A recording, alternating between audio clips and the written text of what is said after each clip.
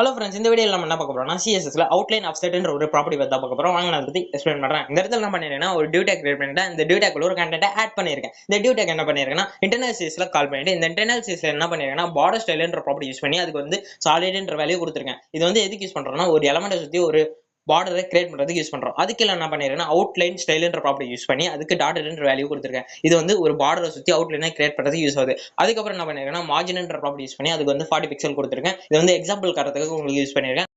அதுக்கு கீழே என்ன பண்ணிருக்கேன்னா அவுட்லைன் ஆஃப்செட்ன்ற ஒரு ப்ராப்பர்ட்டி யூஸ் பண்ணிருக்கேன். இந்த அவுட்லைன் ஆஃப்செட்ன்ற ப்ராப்பர்ட்டி எதுக்கு யூஸ் ஆகுதுன்னா ஒரு பார்டருக்கும் அவுட்லைனுக்கும் இருக்கிற நடுவில் இருக்கிற ஸ்பேஸ் இன்க்ரீஸ் பண்றது தான் நம்ம இதை மோஸ்டா யூஸ் பண்றோம்.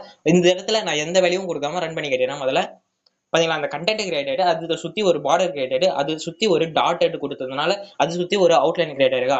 வாங்க இதுக்கு இந்த இடத்துல ஒரு வேல்யூ கொடுக்கும், ஒரு 30 பிக்சல் கொடுக்குறேன். வாங்க இப்ப ரன் பண்ணுவோமா? பாத்தீங்களா அந்த அவுட்லைனுக்கும் பார்டருக்கும் இருக்கிற ஸ்பேஸ் ஒரு 30 பிக்சல் அளவுக்கு இன்க்ரீஸ் ஆயிருக்கு. இவ்வளவுதான் ஃப்ரெண்ட்ஸ் இந்த வீடியோ. இந்த கண்டென்ட் உங்களுக்கு புரிஞ்சிருக்கும்னு நினைக்கிறேன். இது மாதிரி இன்னும் நிறைய இன்ஃபர்மேஷன் நீங்க தெரிஞ்சுக்கணும்னா மறக்காம என்னோட சேனல் சப்ஸ்கிரைப் பண்றேன். அடுத்த வீடியோல பார்க்கலாம்.